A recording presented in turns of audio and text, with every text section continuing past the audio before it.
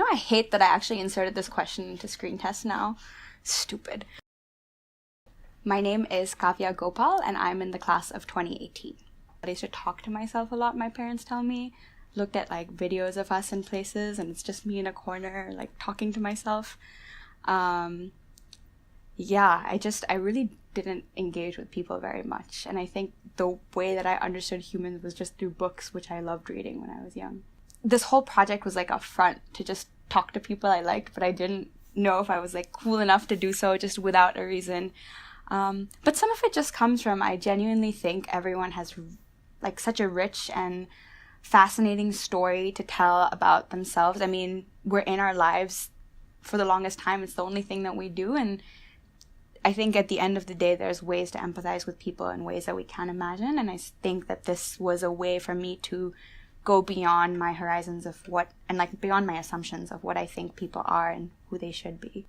Even though I was drifting, I definitely had a sense of these are places that I feel more connected to. I always introduce myself as being both from Singapore and India at the same time.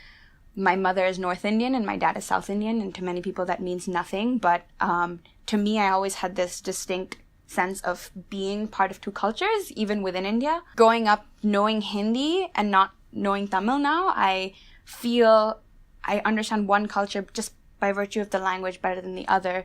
But I feel, in terms of the foods that I grew up eating, in terms of the festivals I celebrate, in terms of the clothes I wear, I feel equally torn between the two. So I'm definitely more defensive about the South Indian part of myself. Maybe one day I'll be able to speak Tamil and feel a little bit better about that part of my identity.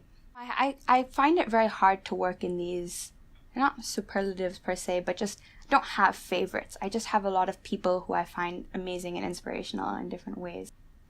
No, I think what makes life amazing is that I don't need to have favorites I don't need to have a singular favorite. I can have many favorites. So anyone who knows me knows this. I can't stop thinking about food. It's really and truly been the only love of my life, and will continue to be the only love of my life. And I think most people don't assume that can be true because I've been vegetarian my entire life, and people are like, well, how can you love food if you've not tried half the food in the world? I'm not even sure if that's a correct percentage, but I never felt the need to eat, not necessarily animal products, because I did grow up eating dairy and eggs, but I didn't grow up feeling like I had any lack in the world. I just thought that there were all these flavors and all these ingredients that could be cooked in these amazing ways that just bring such visceral joy to your body that nothing else can in a particular moment. So food is very, very meaningful to me. I think I remember falling sick as a child, and that's a strange start to any story. But I remember falling sick as a child, and my family, my grandparents, my mother's parents, we were all traveling together, and I had a really sore throat, and I saw an ice cream shop, and I really, really wanted to eat ice cream. But my mother was like, excuse me, you're sick. You cannot be eating ice cream right now. And then when she sort of left, my grandfather bought me my favorite cup of ice cream, and we both sat and ate, and it was so fun. And he was like, when you're sick, you should always eat ice cream. And so I feel like that's something that stayed with me in my life. Whenever I fall sick, especially whenever my throat feels like it's going to explode, I'm like, you know what I need right now? Ice cream.